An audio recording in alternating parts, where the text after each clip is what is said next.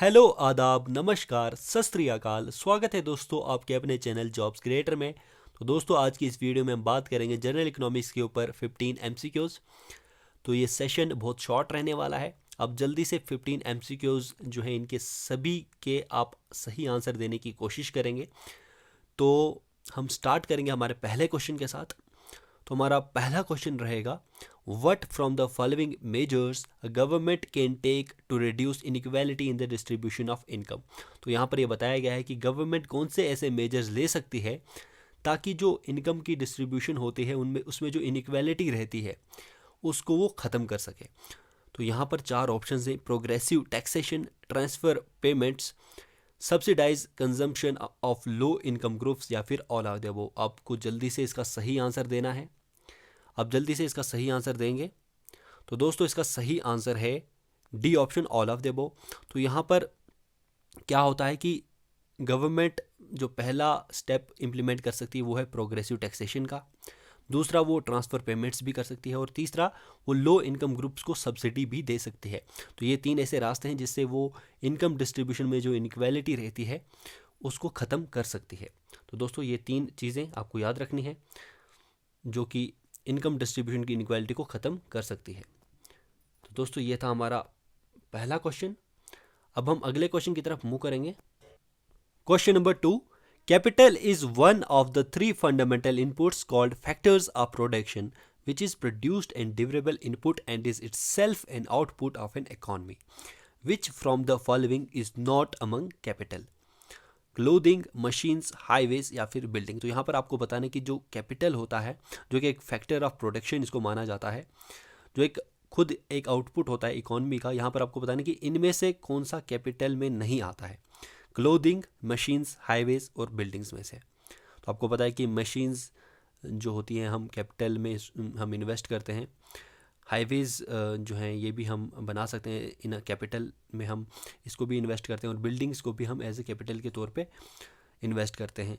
सिर्फ यहाँ पर हम क्लोथिंग को कह सकते हैं कि ये कैपिटल में नहीं आता है। इसका सही आंसर है ए ऑप्शन। अगला question, the economic term used to rank countries according to human development is. तो आपको यहाँ पर बताना है कि कौन सी इकोनॉमिक टर्म यूज़ होती है जब हम कंट्रीज़ को रैंक करते हैं अकॉर्डिंग टू ह्यूमन डेवलपमेंट, कितनी ह्यूमन डेवलपमेंट हुई है। जीडीपी पर कैपिटा, जीएनपी, जीआईएनआई या फिर एचडीआई। तो यहाँ पर इसका आप सही आंसर दे देंगे। दोस्तों इसका सही आंसर है ह्यूमन डेवलपमेंट इंडेक्स एचडीआई, यानी कि डी ऑप्शन इसका सही आंसर है, एचडीआई इसका सही आंसर है। तो यहाँ पर क्वेश्चन नंबर 3 हो चुका है। अब हम अगले क्वेश्चन की तरफ मूव करेंगे। Question number 4, the ultimate goal of economic science is to. तो आपको यहाँ पर बताना है कि इकोनॉमिक साइंस का अल्टीमेट गोल क्या होता है। तो चार ऑप्शंस आपको दिख रहे हैं, इनमें से आप सही आंसर जल्दी से चुन लेंगे। तो क्वेश्चन नंबर 4 का सही आंसर है A option, improve the living standard of people. ये गोल होता है इकोनॉमिक साइंस का।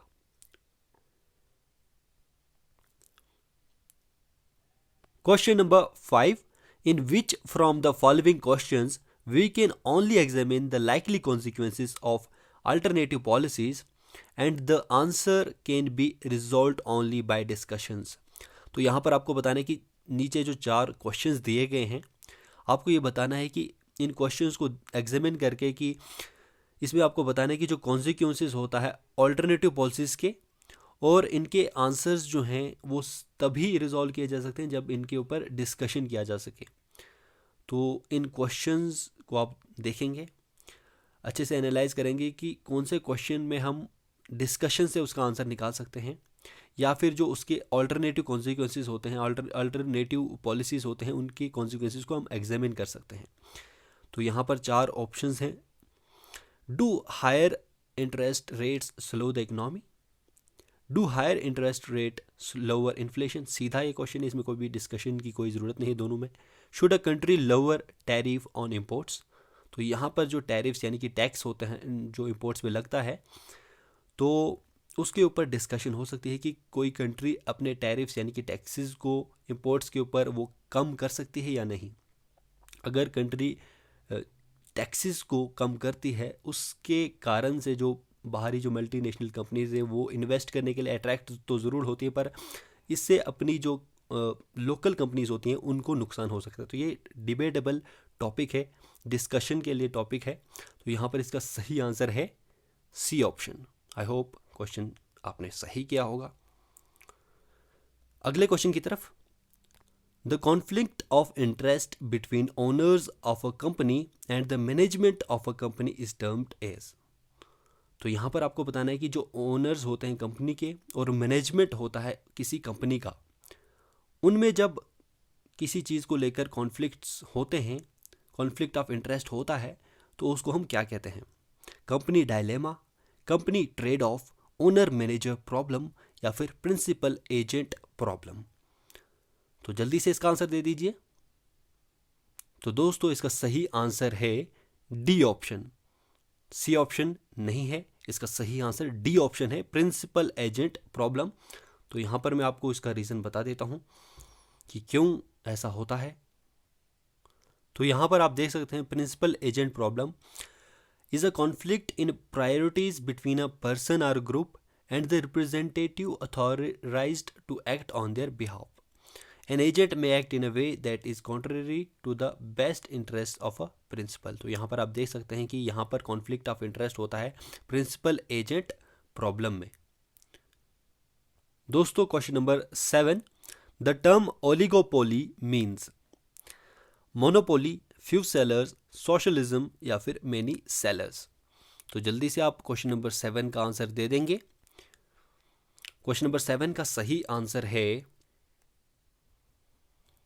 B option, few sellers. तो ओलिगोपोली का मतलब होता है बहुत कम सेलर्स, फ्यू सेलर्स। ओके, अगले क्वेश्चन की तरफ मूव करेंगे।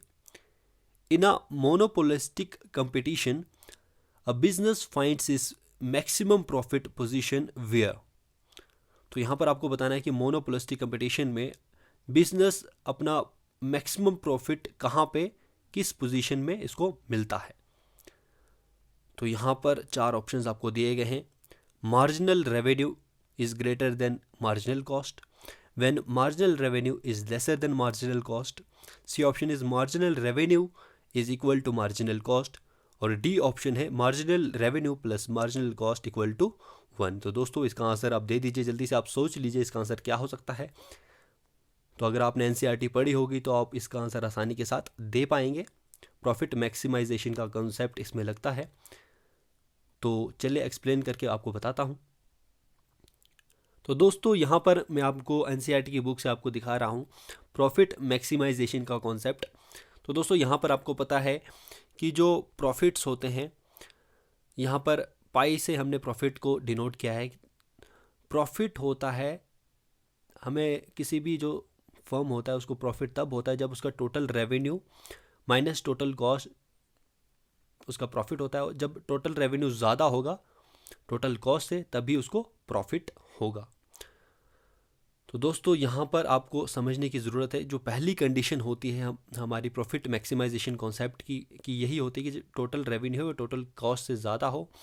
और यहाँ पर आप देख सकते हैं कि जो मार्जिनल रेवेन्यू होता है वो होता है total revenue per unit increase in output is marginal revenue, और जो change in total cost per unit increase in output is marginal cost. Okay, तो यहाँ पर आपको as long as marginal revenue is greater, जब तक मार्जिनल रेवेन्यू बढ़ता रहेगा, तब मार्जिनल कॉस्ट से ज़्यादा रहेगा, तब तक प्रॉफिट्स इंक्रीज होंगे।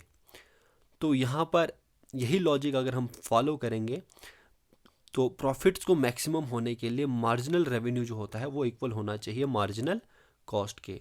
तो यहाँ पर मार्जिनल रेवेन्यू जो होगा वो मार्जिनल कॉस्ट के बराबर होगा।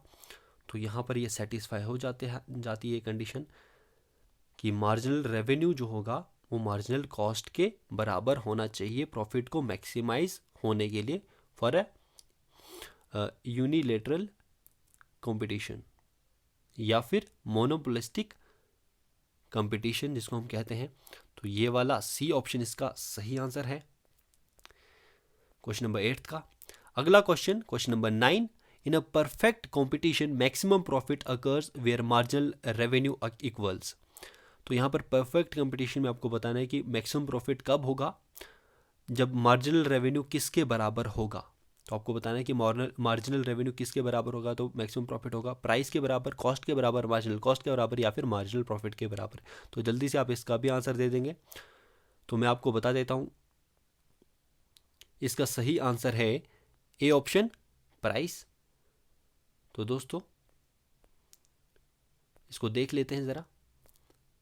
तो दोस्तों यहीं पर आप देख सकते हैं कि परफेक्टली कॉम्पिटिटिव फर्म के लिए जब प्रॉफिट मैक्सिमाइज होना होता है, तो मैक्सिमाइज करना होता है, तो मार्जिनल रेवेन्यू जो है प्राइस के इक्वल होना चाहिए। तो ये पहली कंडीशन है, पहली कंडीशन में दिया गया है प्रॉफिट मैक्सिमाइजेशन कॉन्सेप्ट के। तो दोस्तों 9th क्वेश्चन भी आपने कर लिया है, मार्जिनल रेवेन्यू प्राइस के बराबर होना चाहिए। आई होप आपने सही आंसर दिया होगा। अगला question number 10, a businessman or a company should accept investments that have dash net present values.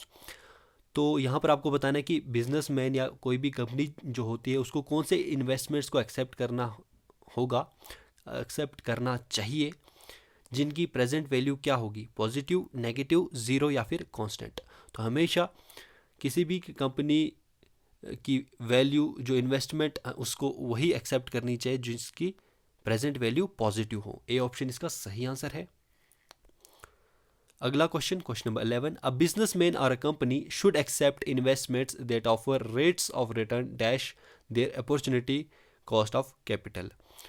तो यहाँ पर आपको ये बताना है बिजनेसमैन या फिर कोई भी कंपनी है उसको कौन से इन्वेस्टमेंट्स एक्सेप्ट करने चाहिए जिनके रेट्स ऑफ रिटर्न क्या होने चाहिए, अपॉर्चुनिटी कॉस्ट ऑफ कैपिटल को लेकर, इक्वल होने चाहिए या फिर ग्रेटर देन होने चाहिए, लेस होने चाहिए या फिर रिलेटेड टू होने चाहिए। तो रेट्स ऑफ रिटर्न जो होते हैं हमेशा ग्रेटर होने चाहिए अपॉर्चुनिटी कॉस्ट के, कैपिटल के। तो यहाँ पर इसका सही आंसर है B option, greater then.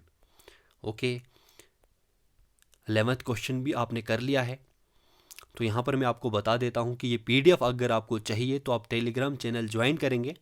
Telegram channel का लिंक डिस्क्रिप्शन बॉक्स में मिल जाएगा, वहाँ से आप इस PDF को टेलीग्राम पे ये अपलोड हो जाएगा। तो वीडियो आने के बाद जल्द ही ये जो PDF है वो भी अपलोड हो जाएगा टेलीग्राम के ऊपर। तो आप जल्दी से टेलीग्राम चैनल ज्वाइन कर लें और साथ में इस चैनल को सब्सक्राइब भी करें जो लोग नए हैं। तो हम अगले क्वेश्चन की तरफ मूव करेंगे। Question number 12, when price rises the quantity demanded generally tends to fall because of income effect, substitution effect। तो यहाँ पर दोस्तों आपको बताना है कि जब भी किसी कमोडिटी की प्राइस बढ़ती है तो उसकी क्वांटिटी जो डिमांडेड होती है वो फॉल क्यों करती है, डिक्रीज क्यों करती है, इनकम इफेक्ट की वजह से या सब्सटीट्यूशन इफेक्ट की वजह से। तो यहाँ पर आपको बताना है कि कौन सा आंसर सही है। 4 ऑप्शन आपको दिए हैं कि 1 ओनली, सेकंड ओनली, 1 और 2 या फिर 1 एंड 2। तो यहाँ पर जो सही ऑप्शन है वो है डी ऑप्शन, 1 एंड 2।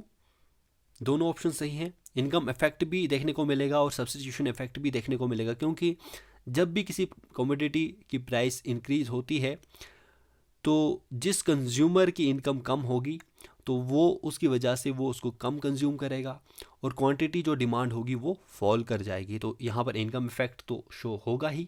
इसके साथ साथ जो कंज्यूमर वो कमोडिटी कंज्यूम कर रहा है वो उसका अल्टरनेटिव यानी कि उसका सब्स्टिट्यूट भी एक्सेप्ट कर सकता है, उसको भी ले सकता है। यानी कि वो टी की जगह कॉफ़ी अल्टरनेट ले सकता है।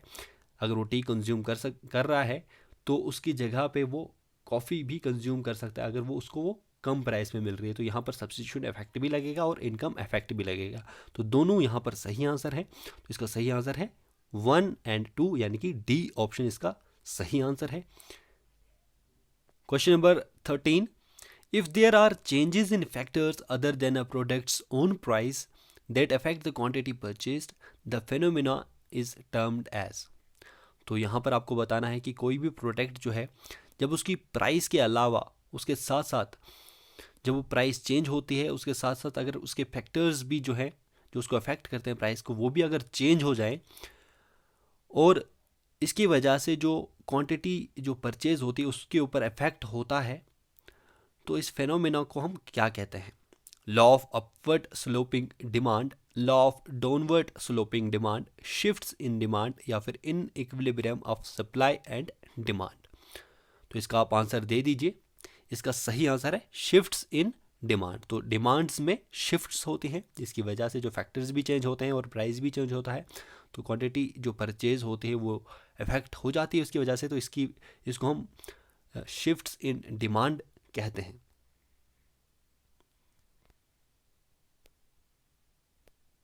अगला question, an increase in supply in generally dash price and dash quantity demanded. तो यहाँ पर आपको बताना है, फिल इन द ब्लैंक्स आपको भरने हैं यहाँ पर। तो यहाँ पर बताया गया है कि जब भी किसी कमोडिटी की सप्लाई इंक्रीज होती है तो उसकी वजह से क्या होता है? जनरली वो प्राइस के साथ क्या करेगी? जब भी किसी कमोडिटी की सप्लाई इंक्रीज होगी तो प्राइस उसकी कम हो जाएगी, लोअर हो जाएगी, और क्वांटिटी जो डिमांड होगी उसकी वो बढ़ जाएगी। तो यहाँ पर इसका सही आंसर है A option, an increase in supply generally lowers price and raises quantity demanded. तो ये था हमारा 14th क्वेश्चन। अगला क्वेश्चन, हमारे इस सेशन का आखिरी क्वेश्चन जो है आपकी स्क्रीन के ऊपर आ चुका है। Marginal revenue is dash when demand is elastic, dash when demand is unit elastic, and dash when demand in elastic is in elastic. Okay, तो यहाँ पर आपको बताना है, फिल इन द ब्लैंक्स भरने हैं आपको। तो आप जल्दी से इसका भी आंसर देने की कोशिश करेंगे। तो यहाँ पर इसका सही आंसर है डी ऑप्शन, पॉजिटिव, जीरो और नेगेटिव। यहाँ पर आपको किस तरीके से फिल करना है इसको। Marginal revenue is positive when demand is elastic. जब भी इलास्टिक होती है डिमांड, यानी कि चेंज होती रहती है डिमांड, तो मार्जिनल रेवेन्यू हमेशा पॉजिटिव रहता है। और जब डिमांड यूनिट इलास्टिक होती है तब जो मार्जिनल रेवेन्यू है वो ज़ीरो रहता है। और डिमांड जब इनइलास्टिक होती है, चेंज नहीं होती, तब मार्जिनल रेवेन्यू भी चेंज हो जाता है, वो नेगेटिव में चला जाता है। तो यहाँ पर इसका सही ऑप्शन है D option, positive, zero, negative. तो दोस्तों ये था हमारा आज का ये सेशन।